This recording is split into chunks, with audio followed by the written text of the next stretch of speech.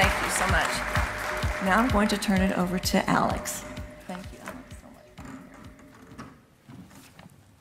Thank you, Pam. It's my pleasure to be here today and serve as moderator for this forum.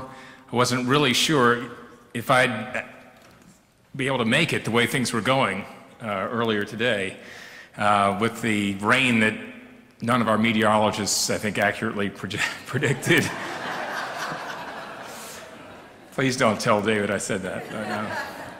We went on the air at 11 o'clock, wall to wall, and I anchored the noon show, so I knew I'd be doing that. And then as that was winding down, they said, okay, we're going to go till 1 o'clock. I thought, oh gosh, how much longer after that? I've got this thing to do in Norman. But anyway, fortunately, the rain sort of subsided, at least here in the metro, and we're good to go. So let me just go over a few of the ground rules here for this forum. They left this up to me. I've done these before, so and I'm sure these are probably similar to what everyone's used to.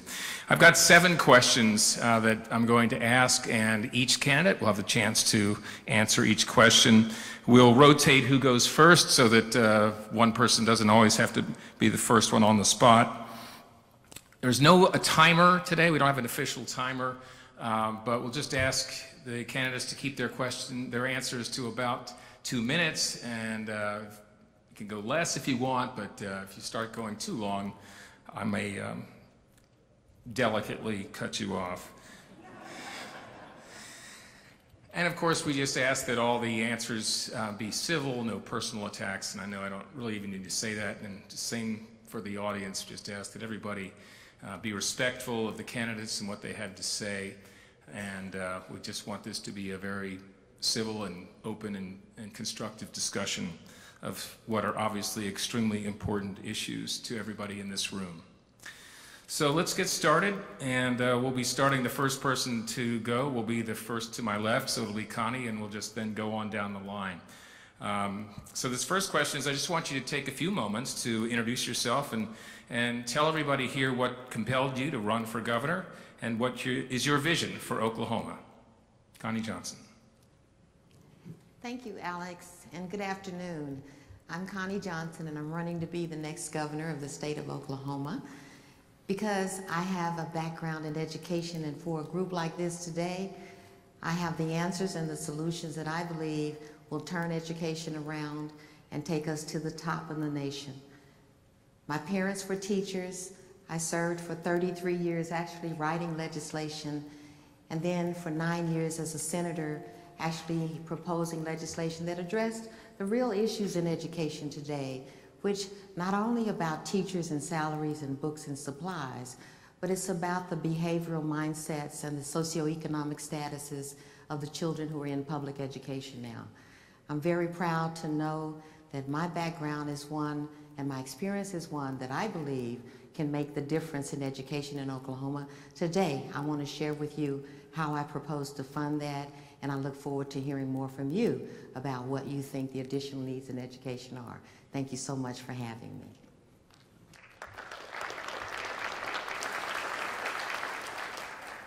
Gary Jones. Yes, it's good to be with you, and I've actually been with you several times. I'm Gary Jones. I'm currently the state auditor, and I'm running for governor because I care about education. Literally, I got in this race because of education. My wife's here with me. Mary Jane, if you'd stand up, please. The 18th, we'll be married for 41 years. She also taught school for 36 years, 30 years of kindergarten, which means she has a tremendous amount of patience. She also doubles as my security detail and my driver as well. But let me tell you, being at the Capitol and seeing what's going on, someone asked me a year ago, said, after 6.5 years, what surprises you the most at the Capitol? I said that we're still looking at the same problems we've had. I've been a problem solver all my life. You know, when someone came to me and said that the assessors across the state weren't valuing properties correctly, and it's been a problem for 20 years, I said, why didn't somebody fix it? And I mentioned it to the governor. She said, well, we'll put a task force and we'll let you be in charge. Well, back then, when we originally came back and measured who was actually doing the job right, only 28 counties were doing it right. Today, 74. By the end of this year, all 77, which will mean hundreds of millions of dollars more going into education. You know, whenever I would look and see what's being done, I used to jokingly say, when I'm in charge, we'll do it different. You know, when A-plus plan came up, and it didn't pass, and then Step Up came up and didn't pass. You know, number one, with Step Up, on the day that Step Up came for a vote, there were people in my conference room calling people and texting people, encouraging them to vote for it. Whenever the 1-cent sales tax came up, a consultant called me and said, listen, we'd like you to do an ad against the 1-cent sales tax. I said, absolutely not. It was Todd Lamb's consultant. But when Step Up failed, I mentioned it to a Democrat and said, I've got a plan here that I think will solve the problem. 28 Democrats got on board. I was on stage with or at the press conference with 28 Democrats standing behind me. And someone said, what does that do? A Republican running for governor with 28 Democrats, what does that look like? It looks like leadership. And the plan that passed that gave teachers a pay raise was called the Jones Plan. I'm very proud it got passed. We need to make sure it doesn't get vetoed. So thank you very much.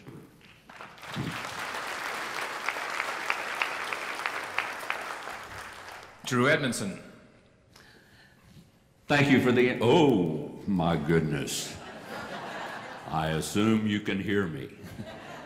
My name's Drew Edmondson. I grew up in Muskogee. Spent 10 years as district attorney over there and ran for attorney general and served 16 years in that capacity. But before I ran for those offices, I was a school teacher in Muskogee, taught speech and debate at Muskogee High School. When I ran for the legislature, I ran as a school teacher.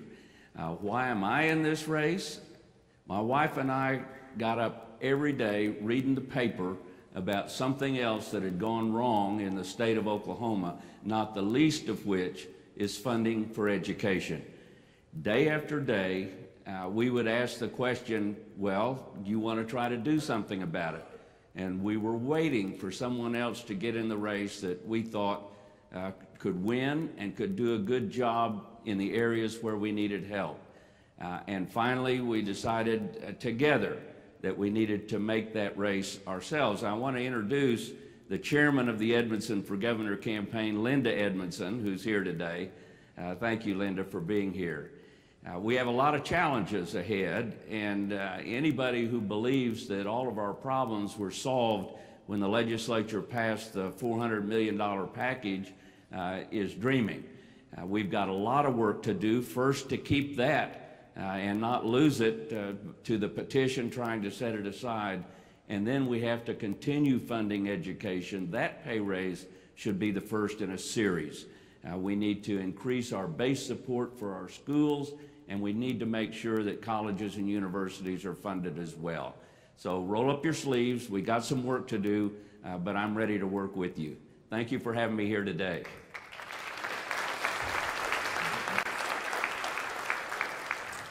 Mick Cornett. All right, thank you, Alex. Well, Will Rogers once said, all I know is what I read in the papers. Let me tell you what you're going to read in the paper tomorrow. That the state of Oklahoma is now #1 in the country in most incarcerations. We used to be #1 with just women, and we were #2 or 3 with men, but now we have successfully become #1 across the state. Now let me get this straight. We underfund education, and now we have to overfund incarceration. Does anybody here see a connection through the years and the low standards that we have had for education and health in this state? I certainly do. We've got to get our priorities right. We cannot have such low expectations in these critical areas. I have spent the last 14 years as the mayor of Oklahoma City, largely working on economic development efforts. We have created over 100,000 jobs in the metro area, nearly 10,000 new businesses. I think anyone who looks at Oklahoma City today and judges it from how it looked 5, 10, 15, or 20 years ago will say the difference is dramatic. And Oklahoma City has gotten there largely by investing in itself. And I would say that from a state level, we're going to succeed the same way. We're going to have to invest in health and education. We're going to have to reprioritize health and education. And we're going to have to realize that education is not an expense, it's an investment. Thank you.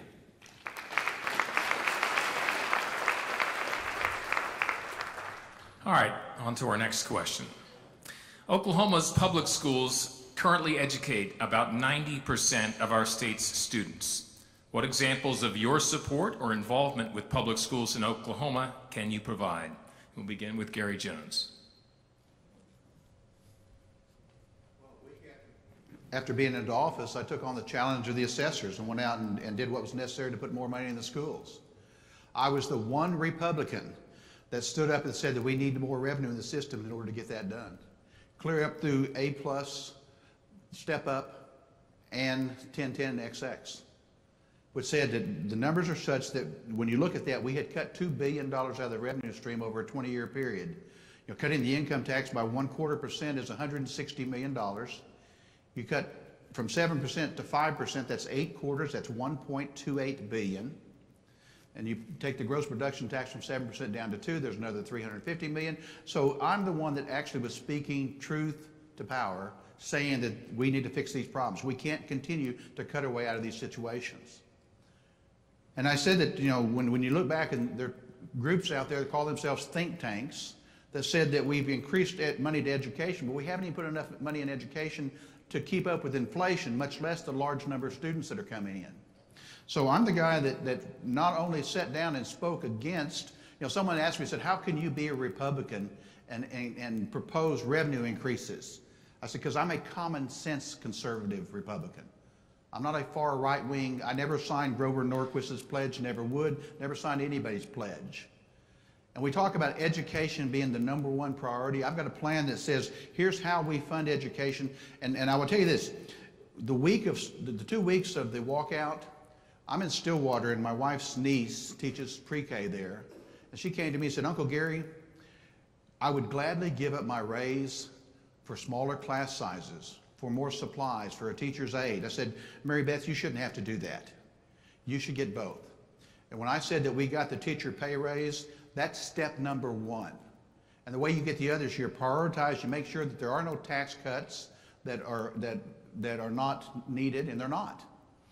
And then you prioritize and you put the money in education. And I will tell you this, that the last conference I was at, I forget which one it was, but I walked out of the room and I walked back in, and there's superintendents and school board members and principals. And I said, the collective wisdom of people in this room can solve the problems in education. They're not going to be solved at 23rd and Lincoln. And what you'll have with Gary Jones as governor is you'll have a partner that will work with you to solve those problems. So, thank you.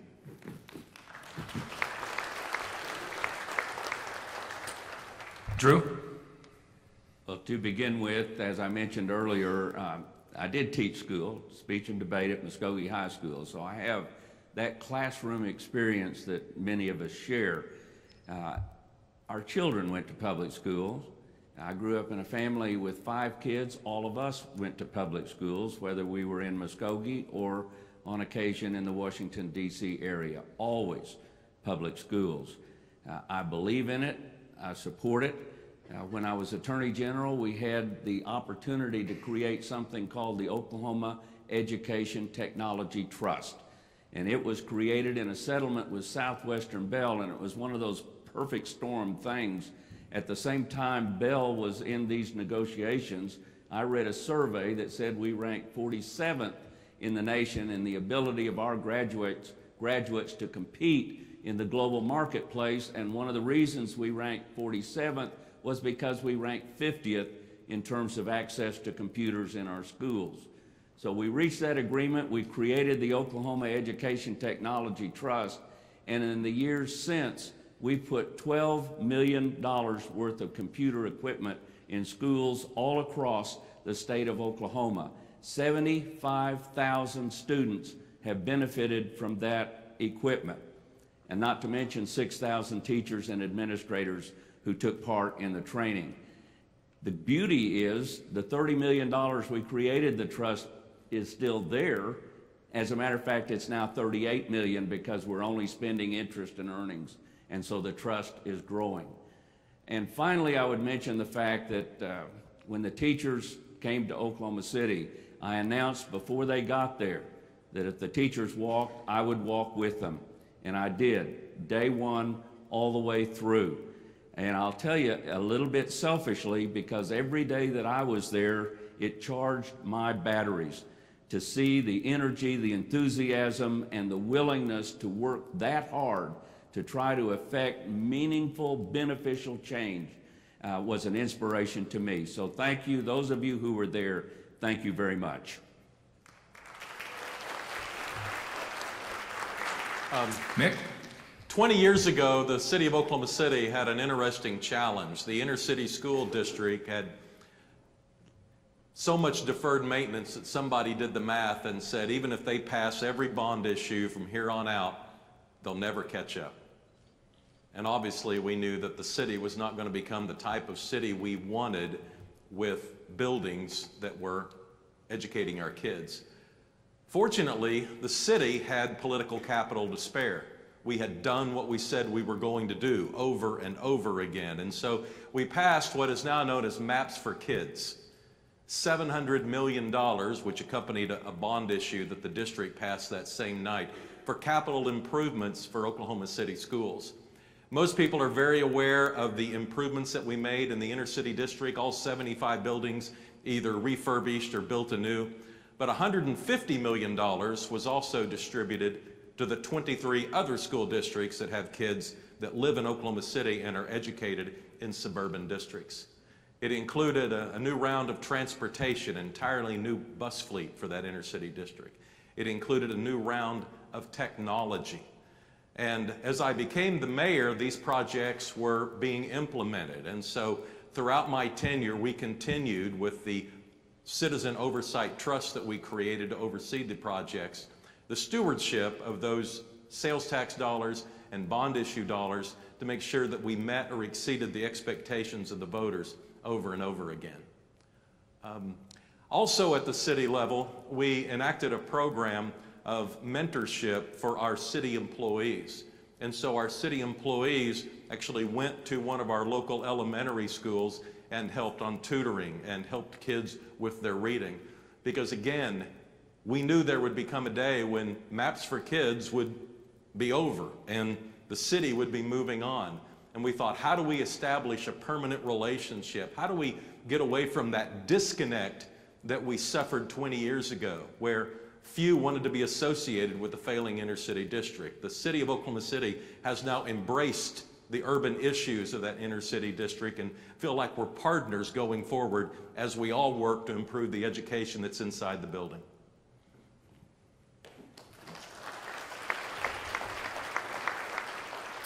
Connie? Thank you. This is kind of loud. Just to be able to give more insight, I think you'll learn more about each of us as we talk. We've been together for a while on the campaign trail, and it's just interesting to get to hear these guys. I've learned so much, and it's our honor and privilege to get to share with you, because this is an educational process. Let's just call it what it is. I am a product of the public schools. In terms of my involvement with education, I was born into education. My father's a teacher. We were living in Dustin. We moved from there to Idabel. I was born in Holdenville, moved to Oklahoma City, attended the public schools, realized as a child that I would be a teacher one day too. And literally, because of my public school education, in this inner city district that Mayor Cornett is talking about, the east side of Oklahoma City, I knew that at that point, my calling was to make a difference in my community. So I went to University of Pennsylvania on a full academic scholarship earned because of the caliber of teachers at Douglas High School, where they had masters and PhD level instructors. That education taught me to write and to teach French. And I came back to Oklahoma, where I began writing for the legislature. And I had the opportunity as a mother to participate then in the Mid-Dale system, where I met Ms. Pam Deering, but I was president of the PTA. I was the PTA legislative liaison for the Mid-Dale district. When I started to talk about the issues that were impacting the east side of Oklahoma City, specifically the challenges that these children are having because of mass incarceration that he mentioned, disproportionately, yes, we are locking up more people than any other place in the world right now, but we are locking up more brown and poor and black people than any other place in the world. And that stems from the education system's failures. I'm here to tell you that these failures are planned, but we're talking about changes and funding that is needed in education that can literally turn our schools around, that can provide the payments that we need to fund teachers, to fund supplies, but to fund the services that make families whole, that create community schools, that create school-based settings that are holistic in nature. It was my pleasure during my career with the State Senate to be there with Senator Penny Williams when House Bill 1017 was formed. But it was also my distaste to be there as I watched the present leadership dismantle this proposition to the point where we are now 49th in education and we have no solutions, no step-up plans, none of those things that will make a difference and actually fund education. So what is my experience and my involvement with public schools? I believe in public schools. I'm an advocate for funding for public schools, to stay with public schools and not with charters, but to figure out where is the happy medium in order to repair what's going on in our broken school system and come to the quality and caliber that I believe charter schools are offering, but in a system where we put the best together and we let local communities make decisions about what education looks like in their community. Thank you.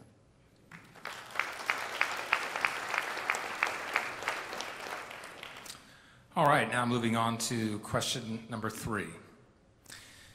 It's no secret that balancing our state budget while providing enough revenue to adequately fund core government services has been a monumental challenge for lawmakers the past several years. Do you believe that our state's current revenue structure is adequate to meet the needs of public education and other essential functions of state government? If not, how would you improve public education funding in order to better support educators and students? And we will begin now with Drew Edmondson. Thank you. The short answer is no, I don't think funding is adequate. Even with the $400 million that passed, it's still not adequate. We've got a long way to go and a lot of work to do. Job one is making sure we keep the $400 million, because it will be challenged before the next governor is sworn in. It will be on the ballot sometime this year if the petition is green-lighted by the Supreme Court and they gather sufficient signatures. And my estimation is both of those things are going to happen. So we better gear up for it. And I want you to know right now this afternoon that every speech that I am making across the state of Oklahoma, I'm telling the people that show up for me to get ready for that fight, that we have got to maintain the $400 million. And thank you, Auditor Jones, for coming up with that formula that resulted in the compromise that passed. But we've got to work to hold on to it. Second, I would raise the gross production tax back where it was to 7%. It's only fair. It was reduced to incentivize horizontal drilling and hydraulic fracturing when it was new and experimental. It worked. That's now the way they do business. They're making billions of dollars extracting oil and gas from under the soil. They do not need to be subsidized. So we need to bring that back to 7%. We need to eliminate the capital gains exemption from state income tax. It was passed in order to, they thought, raise the amount of revenues in the state in the belief that that money would be reinvested. The experts who looked at it for the Tax Incentive Commission said, well, it raised $9 million over a 5-year period and cost us $475 million in lost revenue. They estimated an additional $130 million a year if we eliminate that, and people who sell stock or sell land that they've speculated in and make a profit can pay ordinary income tax, 5%, on that money. I would complete the job on raising the cigarette tax to $1.50. They passed it at $1. They had passed it once at $1.50, and we need to do that not necessarily as a budget measure, but as a public health measure because it limits smoking. And finally, while this does not directly impact education, it does indirectly because it will free up other money. We need to opt into the Medicaid expansion at our earliest opportunity. Nick? Well, as the mayor of Oklahoma City, I've had a lot of experience dealing with budgets. For the last 14 years, I played a lead role in determining how Oklahoma City would spend its precious dollars. And we start early. We invite all the elected officials to be a part of the process. We also know how to prioritize. Now, when you're talking about city government, municipal government in the state of Oklahoma, those expenses are largely based on personnel, public safety, police officers and firefighters. Generally, in a municipality in this state, about 2/3 of your money is going to go to public safety. And so if that's the priority, and it is, we fund that first. That's how you work on a budget. You prioritize what's the most important thing first. And for me, looking at the state level, as you heard me say earlier, it's education.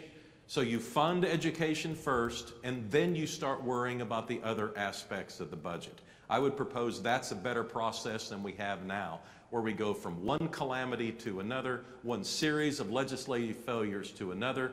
And I ask you, over these 14 years that I've been working on budgets at the city of Oklahoma City, have you ever seen the level of calamity that we see on an annual basis out at the state capitol? And I know you haven't, and we're very, very proud of that, but it's because we know what our priorities are. We know how to start with that level of a priority and then budget the rest of it after we've established the priorities for us. Connie? Thank you.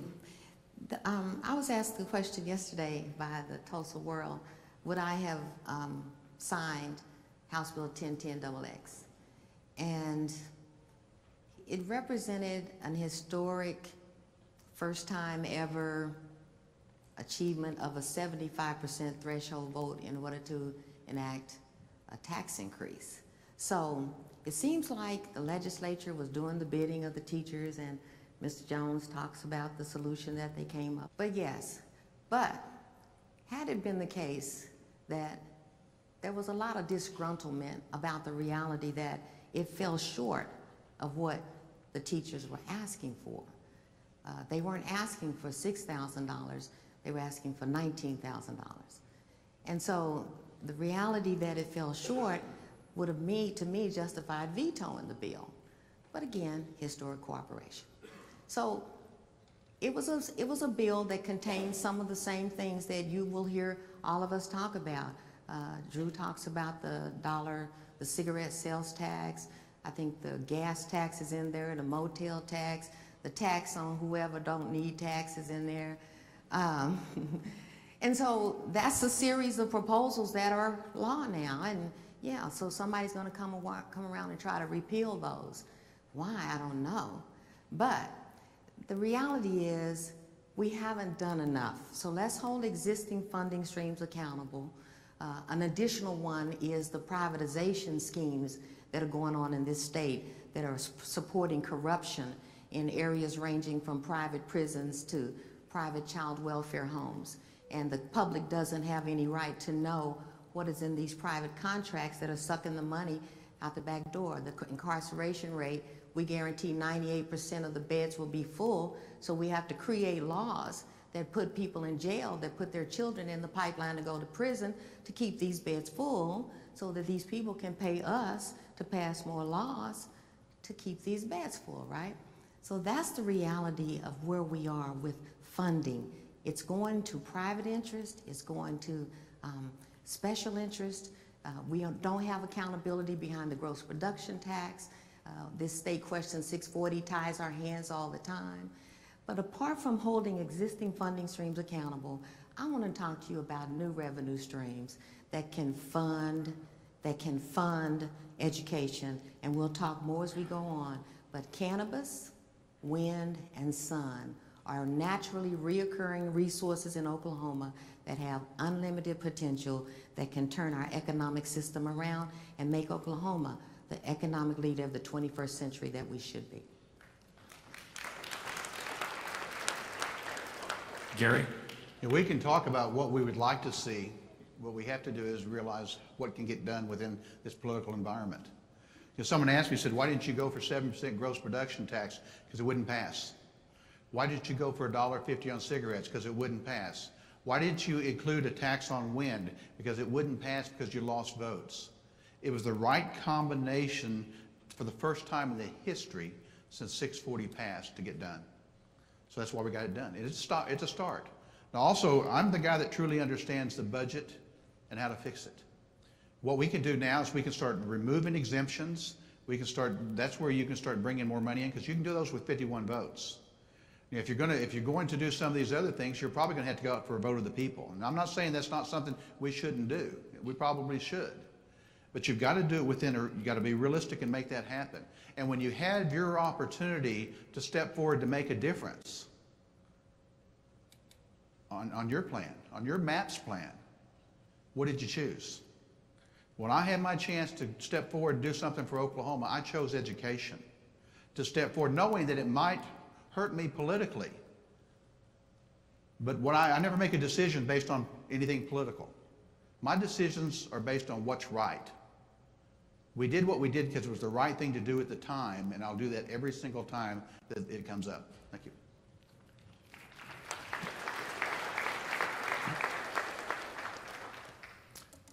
All right, let's move on to the next question. Our state is facing a critical teacher shortage. 1 in 7 students in an Oklahoma classroom is taught by an emergency certified teacher.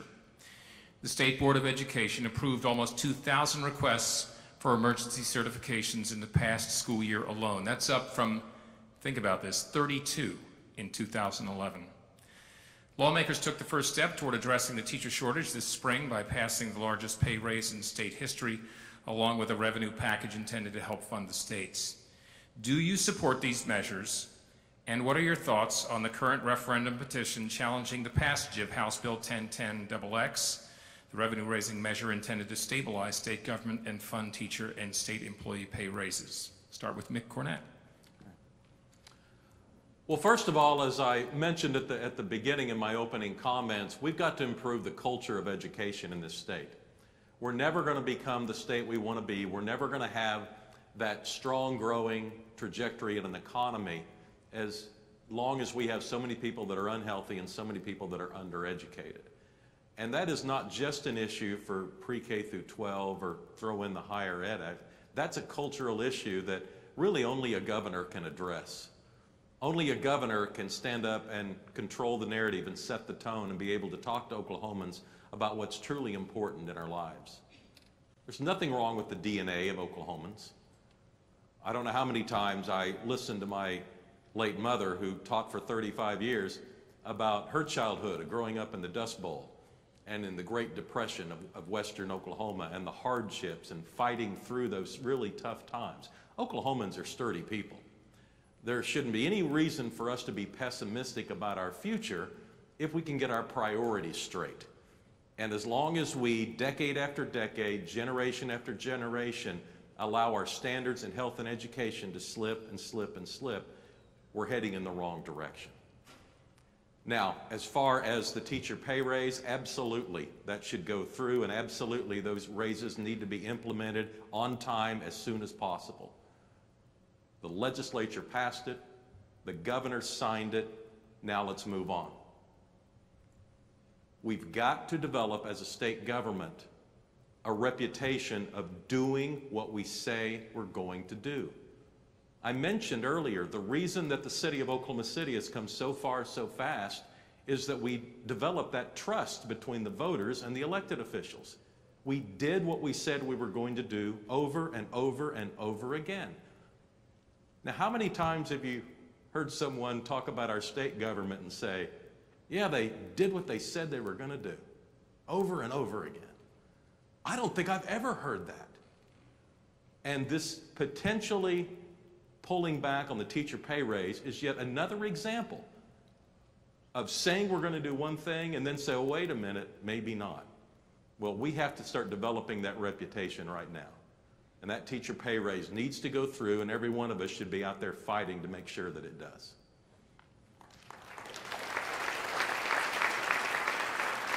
Connie?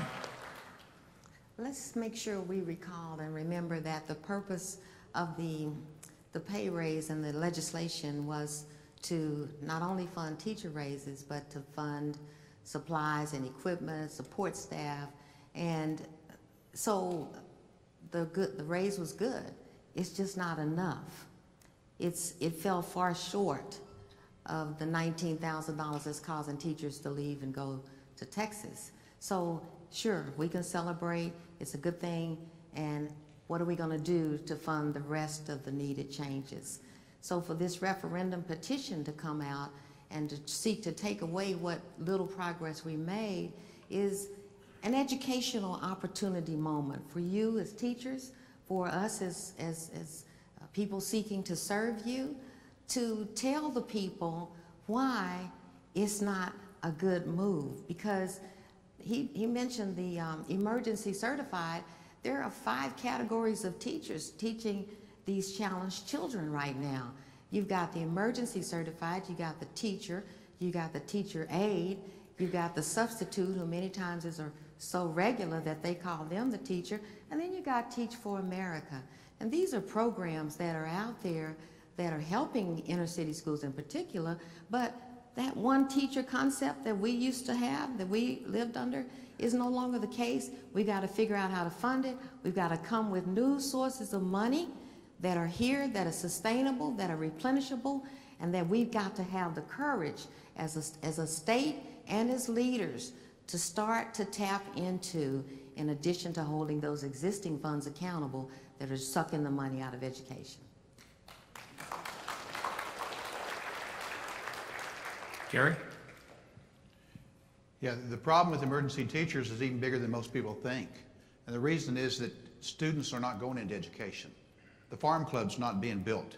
So it's going to continue to get worse. So we're going to have that situation we have to address. And I'll do that.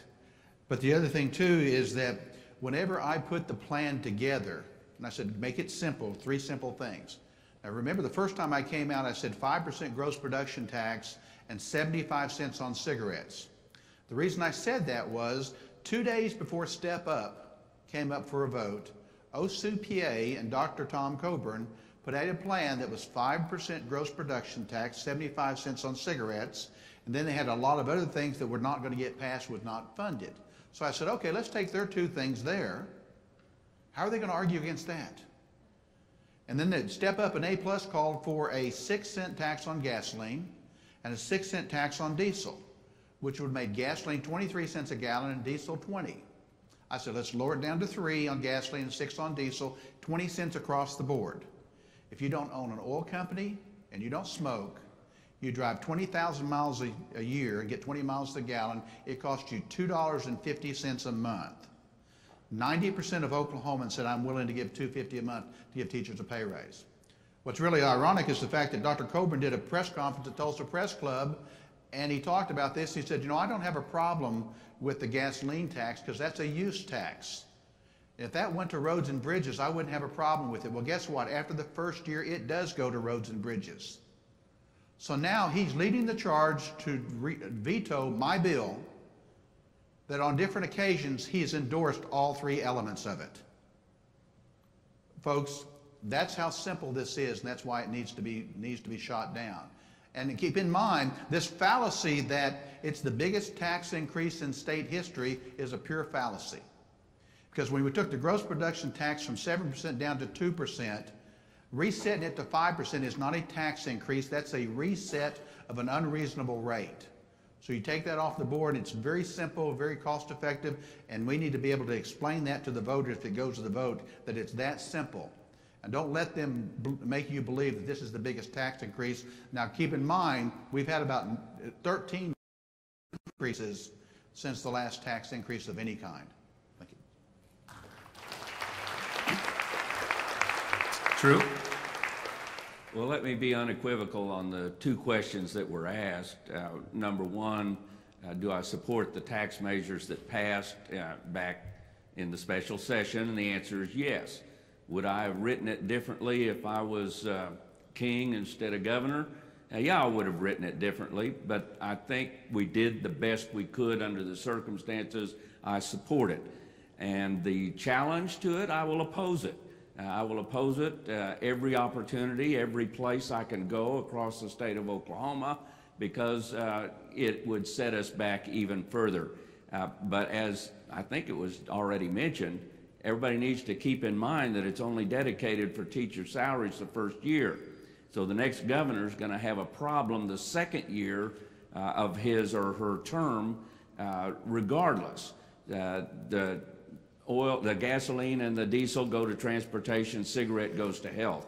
So we've got a hole to fill there. I think the 2,000 emergency certified teachers is an indictment of what has been happening to education over the years. It is a glaring example of what happens when you underfund education and you start losing teachers in droves to other professions and other states. And let me tell you another upshot on that. We've got 1/5 of our school districts that have gone to 4-day weeks. And I hope in the districts that have done that, it's working out well and the parents are okay with it and the students are okay with it. I'm concerned about the reason why we did that. If it's true what a rural superintendent told me, I asked him how much money he was saving by going to 4-day weeks, and he said, oh, a little, but that's not why we did it. And my eyes got big. I said, why'd you do it? He said, if we have schools 4 days a week, that leaves another day where our teachers can work a part-time job at Walmart or somewhere else and supplement their salary, and we won't lose them from the system. That, to me, is the strongest indictment of what has happened to education over the last 8 years than anything that I've heard or anything that I could make up. It is a terrible situation. We all need to work hard to get it fixed. Thank you.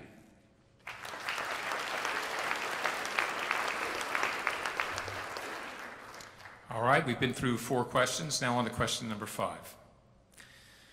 There is often a tremendous amount of rhetoric regarding administrative costs in Oklahoma's public schools.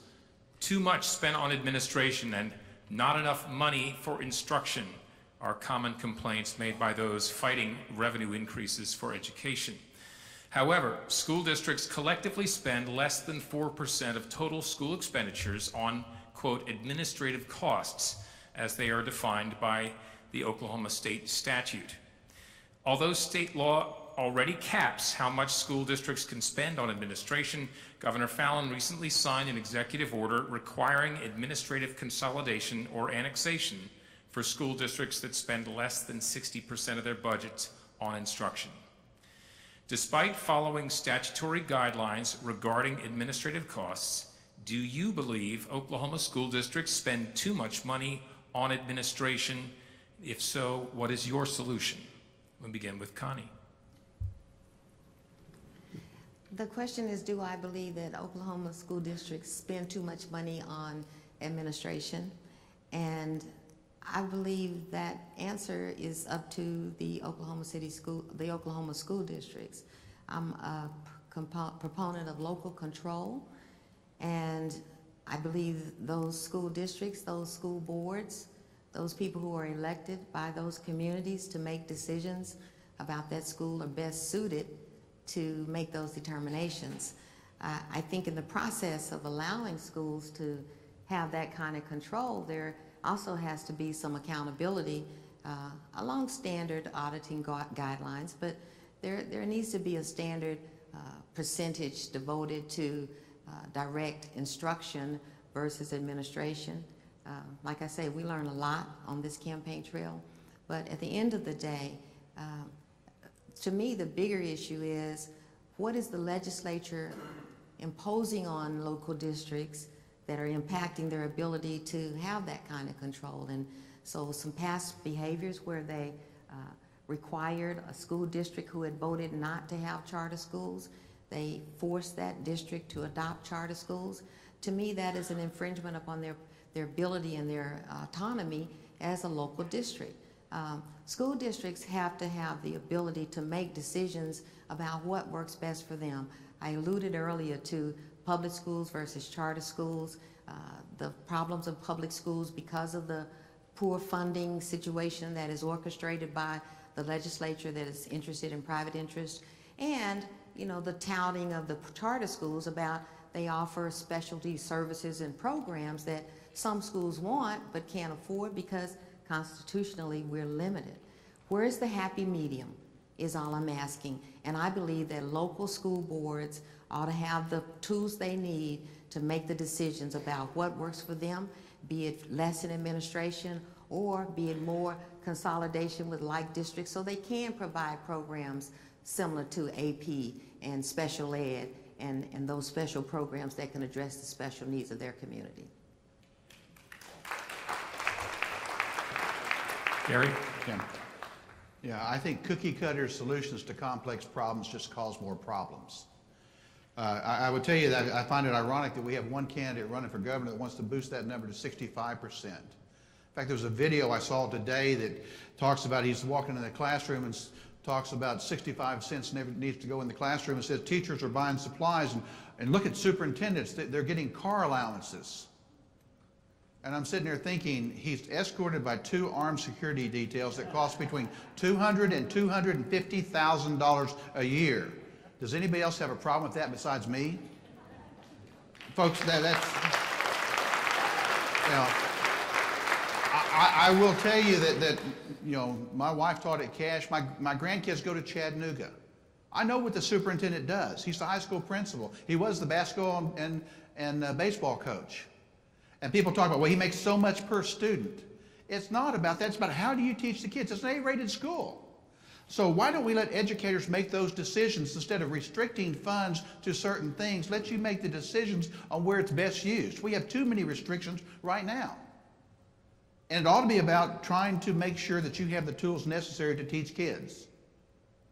You know, I would encourage shared services, things that you can do with other districts and do things like that you can do to get more money to the classroom. But to tell you that you're going to have to run your school district based on a formula that was actually the 65% solution was put together by a guy named Tim Mooney. I know Tim Mooney personally. He's a political consultant out of Arizona, and they put this out here, and that 65% says that athletics counts in the classroom, but counselors and librarians and library doesn't. How crazy is that? I mean, a lot of times these formulas are based on what goes into the formula, and you can pencil whip it. Let's just forget about that and say we want to make sure that you do the best you can to make sure the kids get educated, and that's what we hold you to, not some formula. Thank you. Drew? We really weren't asked about whether the governor's executive order on consolidation of schools or consolidation of administration has any real weight, but I will tell you, after 16 years of being the Attorney General and knowing something about the powers of the governor as opposed to the powers of the legislature and the powers of the Department of Education, I would say that executive order isn't worth the paper it's written on. A governor can't do that, okay? I would also say that we have a statute on the books. It's in Title 70, Section 18-124, that outlines how much can be spent on administration. And guess what? They define what administrative expenses are in the statute, and they limit the most that can be spent on administration in a small district is 8% of the funding. In a larger district, it's 5%. And consistently, school districts in Oklahoma are below the allotted amount for administration. So that's bogus. I totally agree with Gary Jones that 65% in the classroom is not a plan, it is a political slogan. In the states where it's been tried, it has not worked because it doesn't include things like in some districts you have a number of buses running over 50 to 100 miles bringing the kids to school. That's not true in an urban grade school, and the amount spent on that is going to differ from district to district. They don't count that as being spent in the classroom. But I'm telling you this, if you can't get the kids to the classroom, it doesn't matter how much money you're spending. They aren't going to get an education.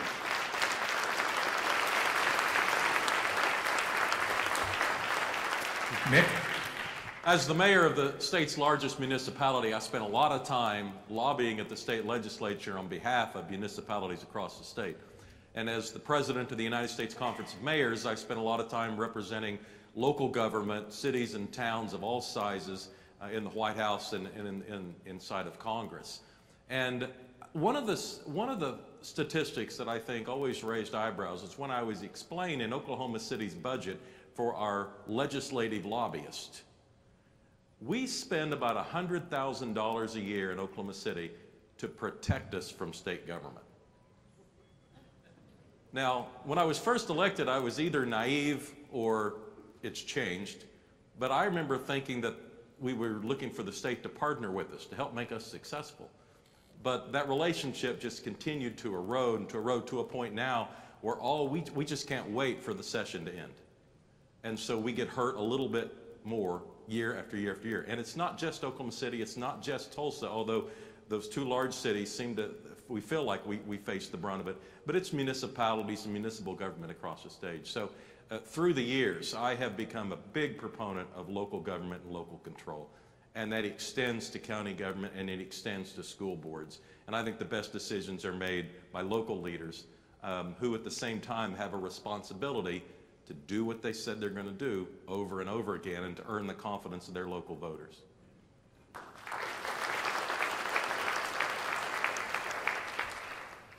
Our next question. There continues to be concern at both the state and national levels regarding the diversion of revenue from public schools to private schools through vehicles such as education savings accounts, vouchers, and tuition tax credit scholarships. Do you support vouchers or the expansion of Oklahoma's tuition tax credit scholarship program? And if so, why? Begin with Gary. I believe the Oklahoma Constitution says we have a responsibility to provide a public education system. So the answer to that question is I believe that funding from the state should go to public schools, not anywhere else. Thank you.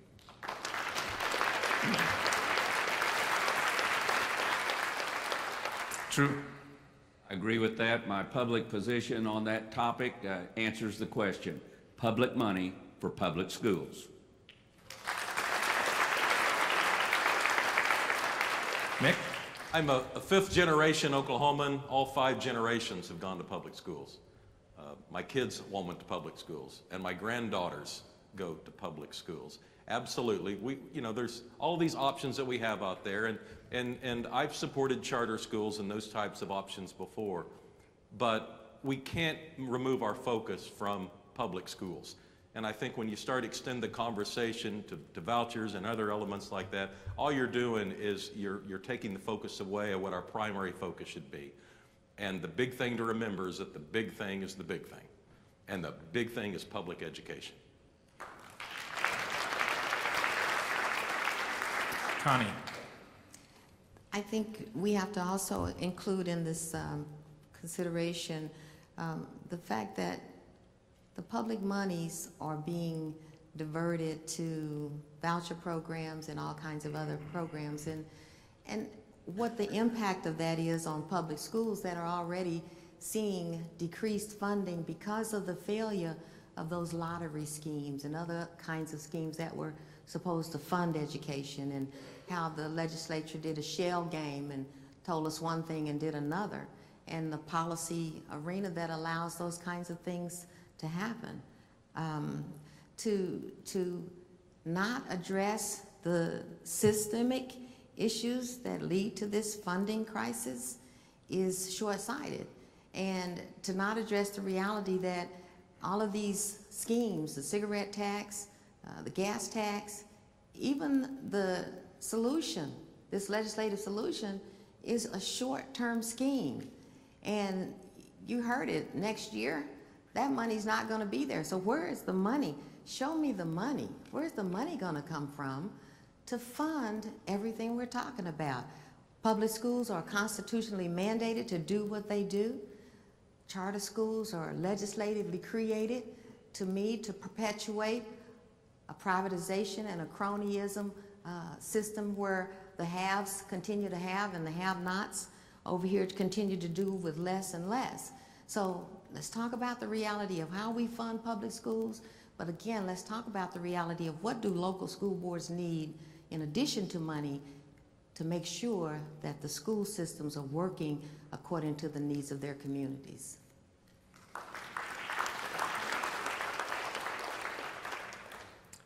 All right, we've come to our final question.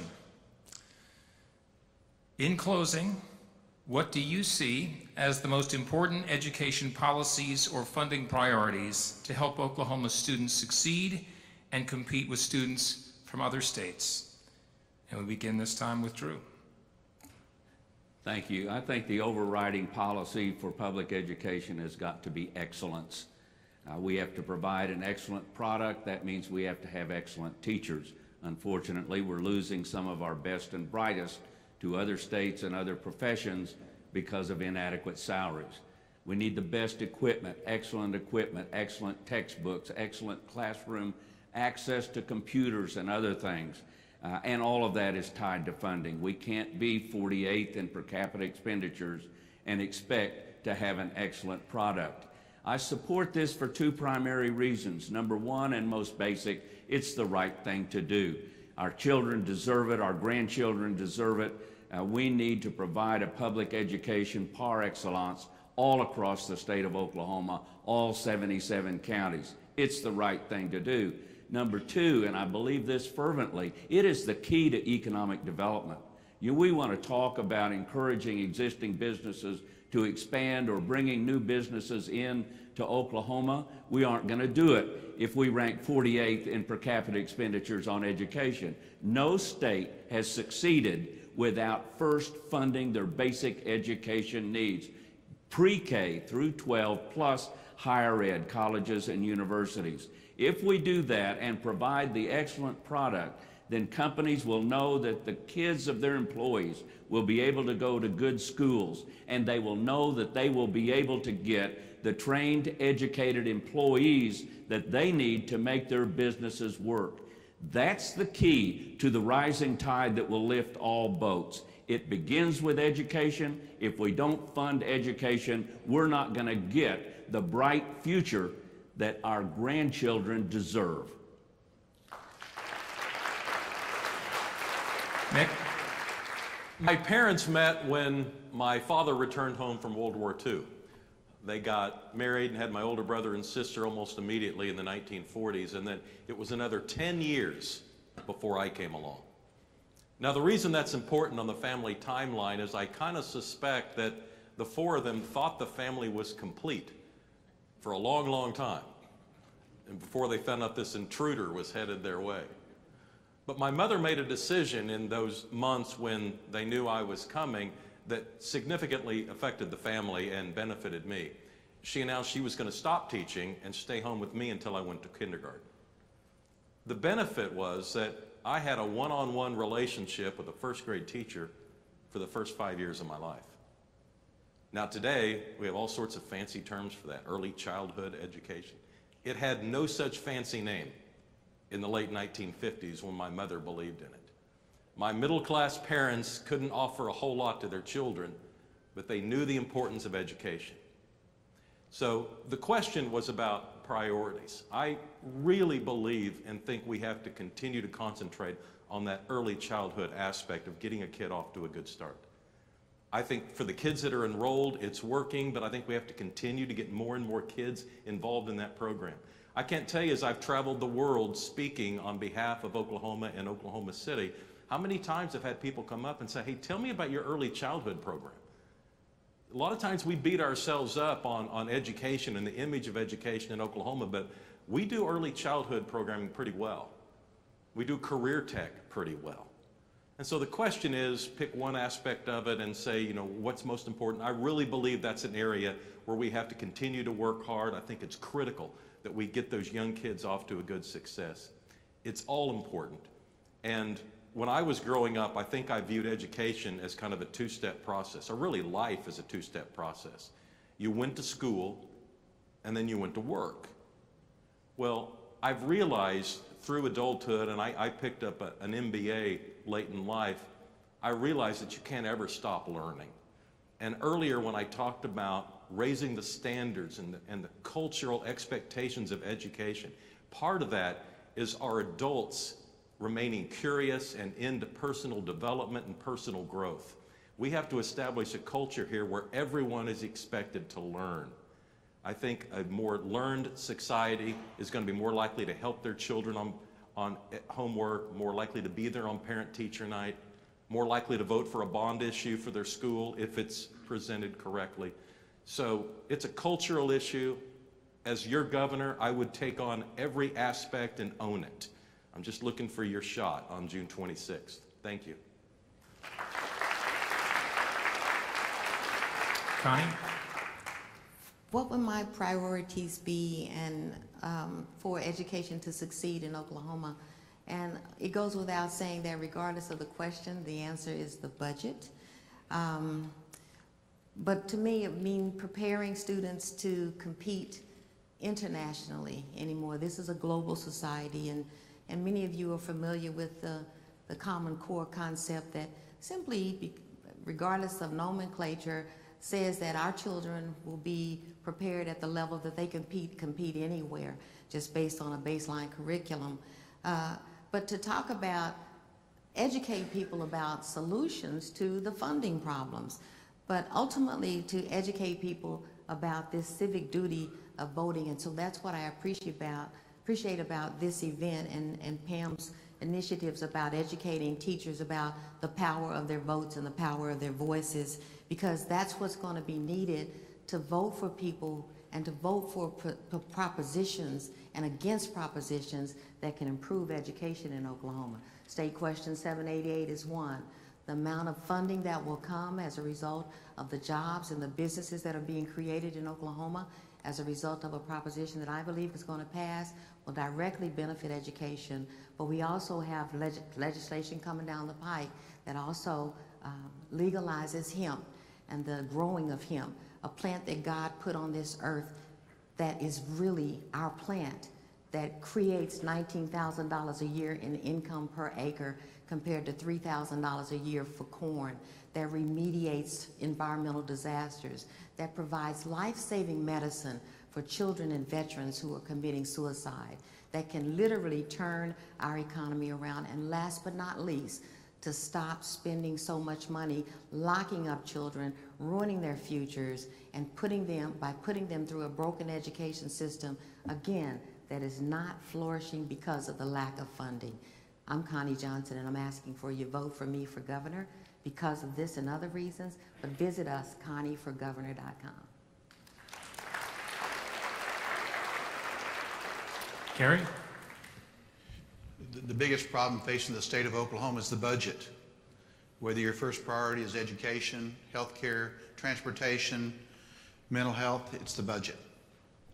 And so how can you solve the problem? We talked about money not being available in the budget. Here's what you do. Quit talking about education being #1 priority and treat it that way. Right now we have an omnibus budget process where the House does a budget, the Senate does a budget, the governor does a budget. So if you have 3 different sets of numbers, at least 2 of them are wrong. Usually most of them are wrong. But what we need is a single budget office staffed by professionals that know the numbers.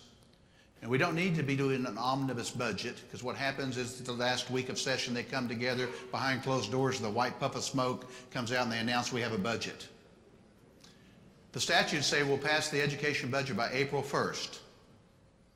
Gary Jones will assure you that what we will do will take our #1 priority, and you'll have an ally. We'll collectively work together to determine what is the right level of funding for your #1 priority. And we'll pass it every single year by April 1st before we pass anything else. If we cut something out of the budget, it needs to be a low priority, not our top priority.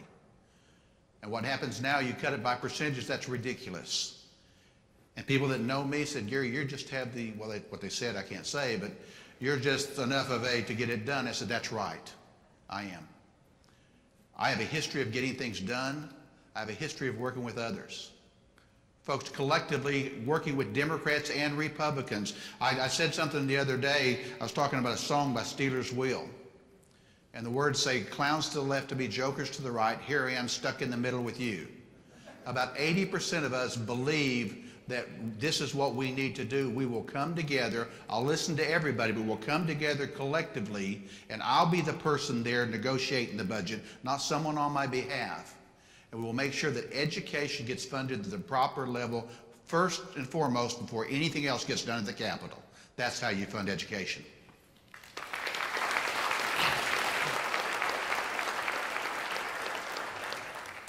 Well, I just want to say thank you. I appreciate all of you. You gave me some good story ideas today. It's awesome. I think based on the response from the audience to your answers, they appreciate you and the positions that you take on education. So let's give another round of applause to our 4 candidates.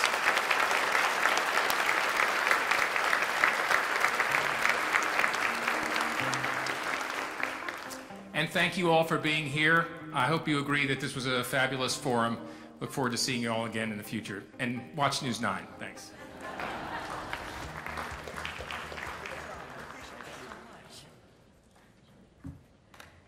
Well, again, panelists, thank you so much. Alex, thank you so much.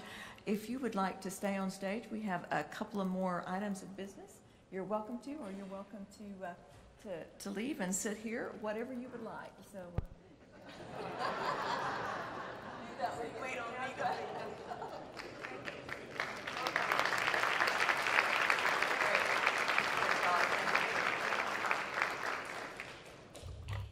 Thank you all so very much. That